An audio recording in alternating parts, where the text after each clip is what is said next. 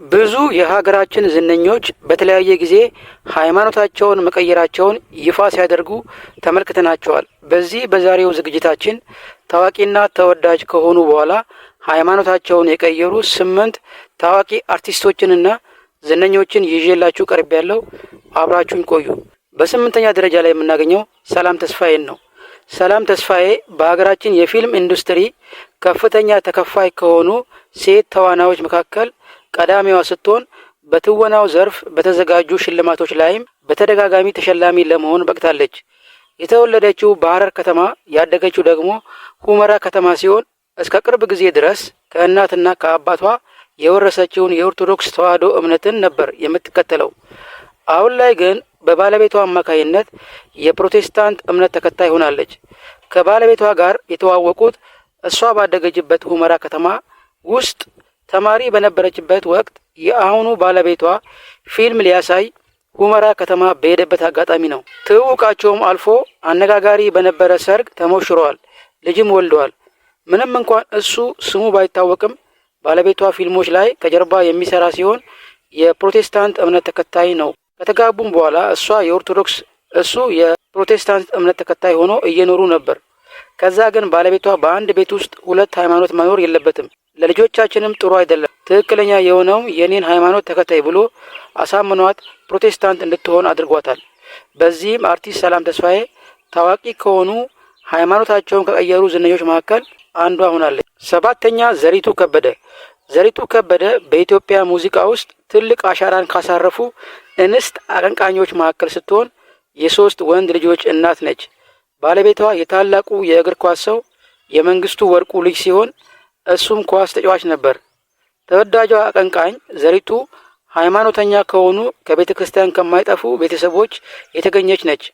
አባቷ በስራና በኦርቶዶክስ እምነታቸው ጠንካራ እንደነበሩ ይነገራል። ዘሪቱም የኦርቶዶክስ ሃይማኖት ተከታይ የነበረች ሲሆን ከጊዜ በኋላ ሃይማኖቷን በመቀየር የፕሮቴስታንት እምነት ተከታይ ሆናለች። ፕሮቴስታንት ከሆነች በኋላም እንደ ሌሎቹ ሃይማኖታቸውን ወደ ፕሮቴስታንትነት እንደቀየሩ ሙዚቀኞች ዘፈንን አላቆመችም። ስለዚህ ጉዳይም ተጠይቃ ስትመልስ ዘፈኖቼ ውስጥ ዓለማዊነትን እያስወጣው ነው ያለሁት፣ ነገር ግን ሙዚቃን አላቆምም። የኢየሱስ ተከታይነቴ ከሙዚቃ አያግደኝም።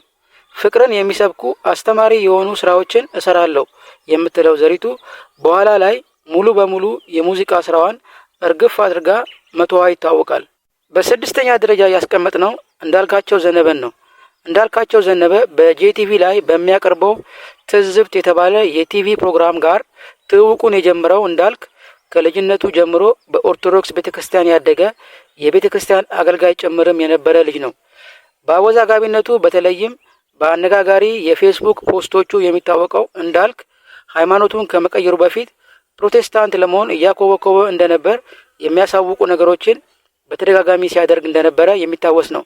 ምንም እንኳን እሱ በጭራሽ እውነተኛውን ሃይማኖት ኦርቶዶክስ ተዋሕዶን አልቀይርም ቢልም የተፈራው አልቀረም ነበር። አልቀይርም ባለማግስት ብዙም ሳይቆይ ነበር የፕሮቴስታንት ቤተክርስቲያን በመሄድና በመጠመቅ ጭምር በይፋ የፕሮቴስታንት እምነት ተከታይ መሆኑን ያወጀው። ከዚህም በኋላ አሁንም ድረስ አዲስ እረኛ ከብት አስተኛ እንደሚባለው እንዳልካቸው በተደጋጋሚ ብሽሽቅ በሚመስል መልኩ ከቀድሞ የእምነት ተከታዮቹ ጋር እሰጥ አገባ በማስነሳት ማወዛገቡን እንደቀጠለ ነው። በአምስተኛ ደረጃ ያስቀመጥነው ጥበበ ወርቅዬ። በተለይም በ90ዎቹ በለቀቃቸው ሙዚቃዎች ከፍተኛ እውቅናን አግኝቶ የነበረው ጥበበ ወርቅዬ ሃይማኖቱን ቀይሮ ፕሮቴስታንት ከመሆኑን በተጨማሪ አሁን ሲኤምሲ የተባበሩት አካባቢ የራሱን ቸርች በማቋቋም ጭምር በማገልገል ላይ ይገኛል። በአንድ ወቅት ዘፈንን ትተው ወደ ፕሮቴስታንትነት ተቀይረናል ካሉት እነ ተኩቻውና ካሙዙ ከመሳሰሉ በዛው በመቀጠል አሁንም ድረስ የቆየ የሙዚቃ ሲዲዎቹን በሙሉ በማቃጠል እምነቱን የቀየረው ጥበቡ ወርቅዬ ብቻ ነው። በአራተኛ ደረጃ የምናገኘው አዚዛ አህመድን ነው። አዚዛ አህመድ እርጋታን የተላበሰች ናት ይሏታል የሚያውቋት። ባለትዳርና የ2 ልጆች እናት ነች። ይህቺ ተወዳጅ አርቲስት የተለያዩ እምነት ከሚከተሉ ቤተሰቦች ነው የተወለደችው። አባቷ የእስልምና እምነት ተከታይ ሲሆን እናቷ ደግሞ የክርስትና እምነት ተከታይ ናቸው። ከዚህም የተነሳ አባቷና እናቷ ባለመስማማታቸው የተነሳ ተፋተዋል። አባቷም ከፍቺ በኋላ በሃይማኖት የምትመስለውን ሚስት አግብቶ ልጆችም ወልዷል። አዚዛ ከእናቷና ከአባቷ ፍቺ በኋላ ከአባቷ ጋር ለጥቂት ጊዜ ያህል የኖረች ሲሆን የዛን ጊዜም የእስልምና እምነት ተከታይ ነበረች። ታዲያ ከጊዜ በኋላ ሃይማኖቷን በመተው የእናቷን እምነት በመከተል ተጠምቃ የኦርቶዶክስ እምነት ተከታይ ሆናለች። በዚህም የተነሳ አሁንም ድረስ ከአባቷ ጋር በስልክም ሆነ በአካል አይገናኙም። አባቴን ካየሁት በጣም ረጅም ጊዜ ሆኖኛል ትላለች። እሷ በመካከላቸው ያለውን አለመግባባት ለመፍታት ብትሞክርም አባቷ ግን በእምነት የማትመስለው ልጃቸውን ማየትም ሆነ ማግኘት በፍጹም አይፈልጉም። አሁን ላይ አዚዛ በእምነቷ ጠንካራ የቤተ ክርስቲያን ሰው ስትሆን በአሜሪካ ከሁለት ልጆቿ እና ከባለቤቷ ጋር ደስተኛ ህይወትን እየኖረች ትገኛለች። ሶስተኛ ሸዋፈራው ደሳለኝ። የፊልም እና የማስታወቂያ ባለሙያው ሸዋፈራው ደሳለኝ ሃይማኖቱን ከኦርቶዶክስ ተዋህዶ ወደ ፕሮቴስታንትነት የቀየረ አርቲስት ነው። ሸዋፈራው ያደገው በቤተ ክርስቲያን ውስጥ ሲሆን ዘማሪና አገልጋይም ነበር። የቤተ ክርስቲያንን አስተምሮ ጥንቅቅ አድርጎ የሚያውቀው ሸዋፈራው በትወና ሙያና በማስታወቂያ ስራዎቹ ተወዳጅነትን ያተረፈ ነው። ስሙ ታዲያ ካለፈው ስርዓት ማለትም ከህወሓት ባለስልጣናት ጋር ተያይዞ ይነሳል። ብዙዎቹ እነሱ ሀገር ሲመዘብሩ ከመተባበር አልፎ አብሮ የሀገሪቷን ገንዘብ ቁርጥም አድርጎ በልቷል እያሉ በሚዲያ ሳይቀር ይወቅሱታል። በወንዶች ጉዳይ ቁጥር 1ና ቁጥር 2 ፊልሞች የትወና ብቃቱን ገኖ የወጣው ሸዋፈራው ግልጽ ባልሆነ ምክንያት ሃይማኖቱን ቀይሮ የፕሮቴስታንት እምነት ተከታይ ሆኗል። በሁለተኛ ደረጃ ሰገን ይፍጠር። ሰገን ይፍጠር ከሰሜን ኢትዮጵያ የተገኘች ተዋናይት ሞዴል ስትሆን ሃይማኖታቸውን ከቀየሩ ታዋቂ አርቲስቶች መካከል አንዷ ናት።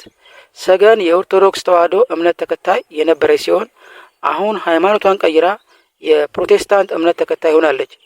ይህንን እምነት እንድትከተል ያደረጋትም የቅርብ ጓደኛዋ ነች።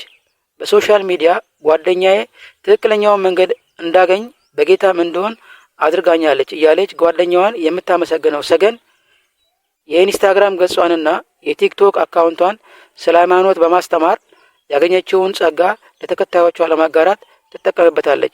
ሰገን ይፍጠር ወደ ፕሮቴስታንት እምነት ከመምጣቷ በፊት ጓደኛዋ ጌታን ተቀበይ እያለች ቀን ከሌት ትገፋፋት ነበር። ነገር ግን ሰገን ያኔ ታፌዝባትና ታሾፍባት ነበር። ቀን እየሄደ በመጣ ቁጥር ውትወታውና ስብከቱ ሲጨምር ሰገን ጓደኛዋ እንዳለቻት ጌታን ተቀብላ ፕሮቴስታንት ሆነች። ሰገን በዚህ አላበቃችም። ቴዲ ታደሰ ከተባለ ታዋቂ ዘማሪ ጋር ቸርች ውስጥ ተገናኝቶ ፍቅር ጀመሩ። ከዚያም ቀለበት አሰሩ። አሁን ላይ በህይወቴ በጣም ደስተኛ ነኝ፣ ለዚህም ደግሞ ጓደኛዬን አመሰግናለሁ ትላለች። አንደኛ ዳናይት መክብብ።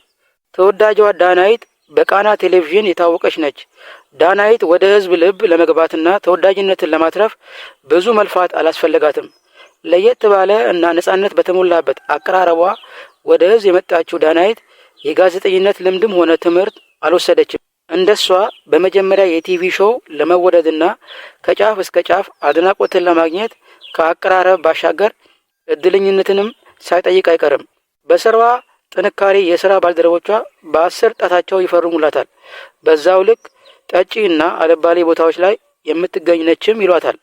በአንድ ወቅት ከሺሻ ቤት ቀጥታ በኢንስታግራም በተላለፈ ቪዲዮ ምክንያት አነጋጋሪ ሆና ነበር።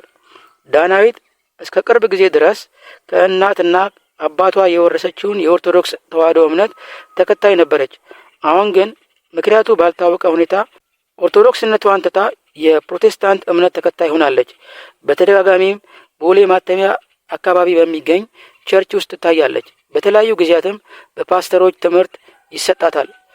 ያለፈ ጥሩ ያልሆነ ባህሪዬ ፕሮቴስታንትነቴ ስለማይፈቅድልኝ ሙሉ በሙሉ በመተው በሙያዬና በመንፈሳዊ ህይወቴ ላይ በማተኮር መስራትን እፈልጋለሁ ብላለች። ውድ ቤተሰቦቻችን ለዛሬ ያዘጋጀንላችሁ ቪዲዮ ይህን ይመስላል። ቪዲዮ ከተመቻችሁ ላይክ በማድረግ ሀሳባችሁን አጋሩን። በቀጣይ ቪዲዮ እስክንገናኝ ቸር ሰንብቱ።